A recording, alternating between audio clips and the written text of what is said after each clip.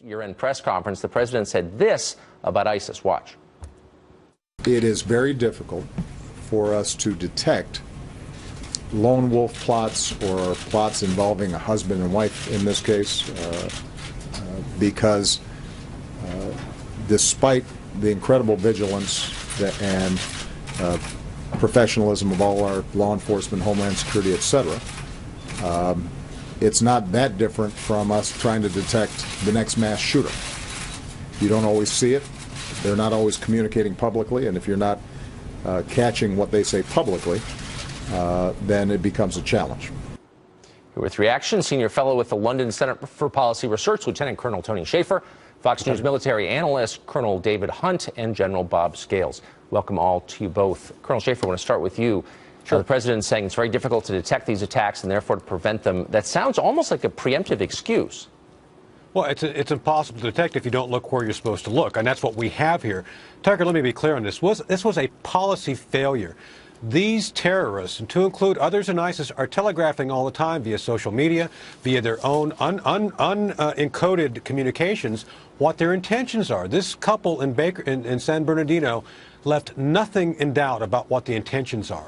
It was the DHS policy, and before that the State Department policy, which prohibited. It didn't just kind of hint that you shouldn't. It prohibited our officers, our intelligence officers, our law enforcement officers looking where they're supposed to. Yeah. And this policy still exists. I talked to undercover officers in 2 metropolitan cities on the Eastern Seaboard, and they even can't look at jihadi websites or Islamic websites because it may be, quote unquote, a violation of privacy. It's totally insane. It's almost unbelievable. General Scales, there was a pretty remarkable story today from Foreign Policy Magazine.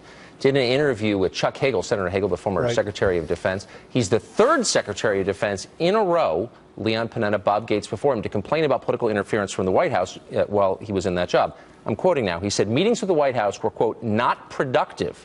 We kept deferring the tough decisions.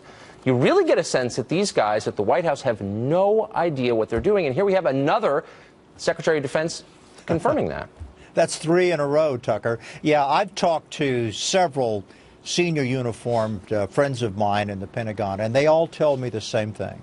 They say there's this buffer between sound military advice and what the president hears. The president turns to his inner circle in the National Security Council and on the White House staff to find out what the situation is and how to respond to it. But, we have a old saying in the Army, it's called ground truth. When you strip out the politics and you strip out the hope, what you're left with is ground truth. And unfortunately, ground truth in this case, as it relates to ISIS, particularly ISIS in the Middle East, never seems to make it up to his level. That's why in his Pentagon press conference last week, he looked so stunned because he just heard the Joint Chiefs of Staff tell him the truth, and it wasn't the truth that he'd heard from Susan Rice. So, Colonel Hunt, I mean, this has got to make uniformed military commanders very nervous. There's always the assumption that the people at the top kind of know what they're doing. There's a plan. They've thought this through. When someone like Chuck Hagel comes out and pulls back the curtain and reveals there really is no plan, they don't know what they're doing, where does that leave the men leading our armed forces? Look, the guilty parties here are both in uniform and out. Since 9/11, we have not been fighting this as a total war. Less than 1% of the American people are in uniform. The American public has no skin in the game, and yet now we got 50% who want us back on the ground in Syria. So since 9/11, we have not treated this as a total war. The stuff that Tony's talking about, yes, of course, we've got to be much more aggressive with how we go use the internet. We've got 430 federal agencies, about 10 of them are involved in the war. And by the way, it's ever been so in my lifetime that we've had political interference going back to a war General Scales and I fought. This is just, there's nothing new about political interference. The problem is we as a country have not signed up to the fact that we're in a total war. Whether you call them fascist Islamists or terrorists, we've got a country that's not awake to this and is fully willing to allow the American soldier, of which I've got friends going back on their 8th tour, to do all the fighting. Yeah, it is such a small group who shoulders the whole burden. Colonel Shaffer, I hate almost to throw these stories out because they really do shake your faith in the ability of the U.S. government to protect this country. But here's another one. This is from the New York Times. The president met recently with a bunch of columnists. This is how he likes to communicate. Gathers a bunch of like-minded writers together. Here's the quote from the Times. In his meeting with the columnists, Mr. Obama indicated that he did not see enough cable television to fully appreciate the anxiety after the attacks in Paris and San Bernardino, and made clear that he plans to step up his public arguments. The New York Times, whether later stripped that line out of the story, didn't explain why, still hasn't. But the point remains, the president said, I didn't know people were worried because I wasn't watching television. How out of touch is he? Well, you know, when you're playing Call of Duty 10 hours a day on your console, it's hard to get focused on what's going on. I'm being facetious, of course. Well, look, as Bob Scales just said, General Scales is accurate. He's completely insulated with those who politically advise him. Susan Rice and others who have completely isolated him. He probably does not know what's going on. And so I think when you get this, and as Bob stipulated, when he went to the Pentagon to be briefed by Joe Dunford, General Dunford, new chairman, and Ash Carter, I'm sure it was like, oh, my wait, what the heck's going on? Yeah. So this is one of those things where they accurately portrayed what he said, and I think that's why it was censored out. So, General Scales, you know personally a lot of the people at the Pentagon. Are they confident that Susan Rice is a capable civilian leader? Oh, boy.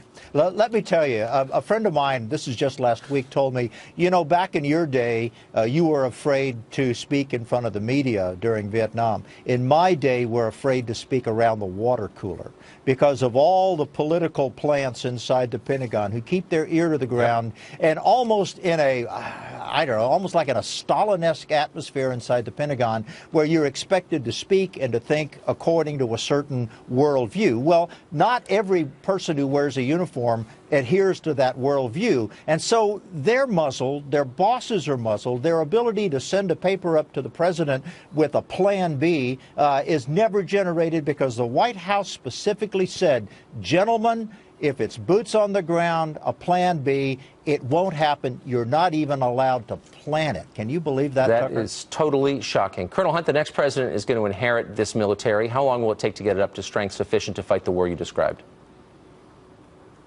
We have, after 14 years of continuous combat, we have the greatest military maybe in our history. This is a phenomenal military. It's not a question of numbers.